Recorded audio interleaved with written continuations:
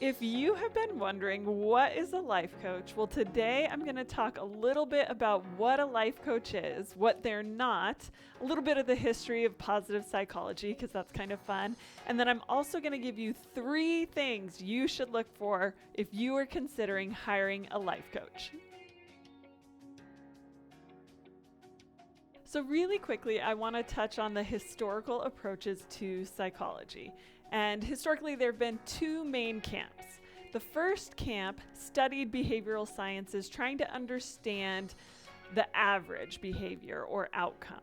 And this allowed people to kind of figure out where they were in relation to average, but the focus was on average. What is average? And figuring out what average is everywhere. This, in some ways, was of course very useful. But as Tal Ben-Shahar said, if we study merely what is average, we will remain merely average. So the focus on being average, in some ways it really maintained just that average. It kept us at being average. Now, the second camp or group of researchers spent their time studying those who fall below average, which is also great because these are people who are subfunctioning and in pain, and they really need help and resources to recover and to get back to normal. And when I say these people, I really mean all of us at some point, right? Because at some point that subfunctioning has included all of us. I know for me, one of those darkest times was when I had postpartum depression after having each of my kids, and realizing what it was, getting educated on that, getting resources, and even with my 3rd, 4th, and 5th child having medication, it made a huge difference in my life. So this is also another camp that is a great camp and is doing a lot of great work. Those are the 2 camps. Neither of them really addressed much of what was above the average line. So we're going to say that this is like average, right? And so we have the camp that studies here, we have the camp that studies here. Even as late as 1998, there was a 17-to-1 negative to positive ratio of research in the field of psychology. So that means for every 17 studies that were on depression or disorder on this side, there was only 1 on happiness or thriving on this side of the spectrum. But where do most humans need help? Most of us, most of the time, are somewhere around here, that average, and we really want the help to help us excel. We want psychology tools that are going to help us go from being just going through the motions of our life and actually living a life that we love, that lights us up, where we can have an impact. So therapists and psychiatrists traditionally offer a number of tools and resources to help people heal from trauma and get out of that heavy amount of pain. They help them move from sub-functioning up to functioning. That's what those traditional psychology tools have been used for a lot, and that has been awesome.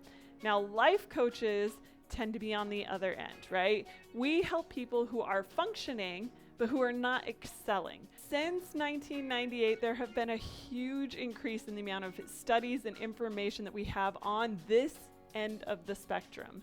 Tons of studies have now been done on things like meaning and fulfillment, happiness and focus, flow, goal achievement, growth mindset, and so on, that really help us on this end, take us from just going through the motions, surviving, average, to excelling. And while some tools do overlap between the therapy, psychiatry side and the life coach side, they are very different toolboxes and used differently. There are some certified coaches who are therapists now. There's a number of people, I know a number of people who have gone from traditional therapy into coaching as well. But a good coach knows the difference between these different toolboxes, and they're really clear on which toolboxes they're equipped to use and where they can help. So coaches use all of the positive cognitive psychology tools and other resources that are now available to us to help the functional human beings learn how to find more happiness, meaning, fulfillment, and in my case especially, I work on purpose and impact. So every coach I know came across these tools in one form or another and applied them in their own life and saw a huge difference, what going from here to going to up here feels like. And then they decided to become a coach to help other people with these tools so that they could see the difference as well. So a good life coach also knows that they are not perfect. We are not applying all of these tools on the positive side all of the time. We are down here a lot as well, but we do have experience with these tools. We know how powerful they are, and we have been practicing applying them in our own lives, and we have benefited tremendously from that practice. All right, if you are considering hiring a life coach, you're on this spectrum. We want to make sure that you're here, right? Somewhere above this line, and you're considering getting a life coach to help you go from meh or just dissatisfied up to excelling and thrilled about your life, then I have 3 things that you should look for when you're considering hiring a coach. First thing is that a great life coach is someone who is well aware of and trained in the most up-to-date positive psychology tools. These are how you help your brain help you excel.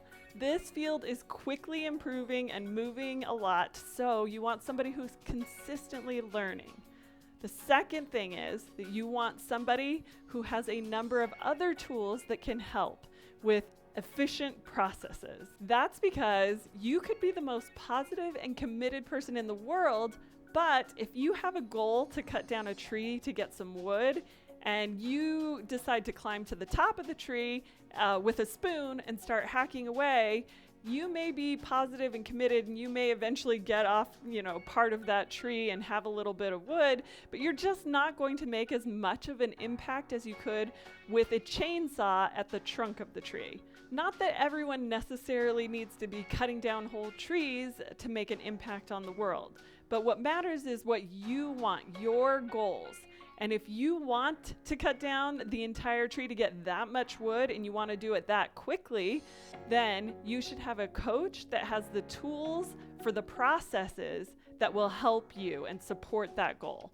So these are also research tools that will get you more results more quickly. These are things like the time management systems and nutrition hacks and so on and so forth. So make sure your coach that you're looking at has not only the best up-to-date cognitive psychology tools, but that they also have the best process tools. Now, the third thing that I want to add that a great coach will have is that they will have their own thought innovation. They aren't just regurgitating things that they have read somewhere else. They have really done this work on a deep level on themselves. And how do you know?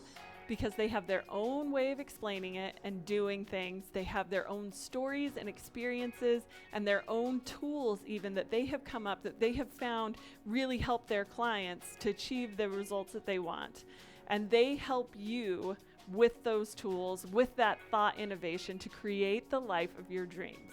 So those are my tips. If you want somebody to help you on this side of the spectrum to go from just average and meh and going through the motions to excelling and loving your life, find a life coach that has been trained in the newest positive psychology tools, who knows the most efficient systems and processes, and who has their own thought innovation and tools so that they can really truly help you apply this in your life so that you can use those tools to go out and have the impact that you want to have and live the life that you want to live.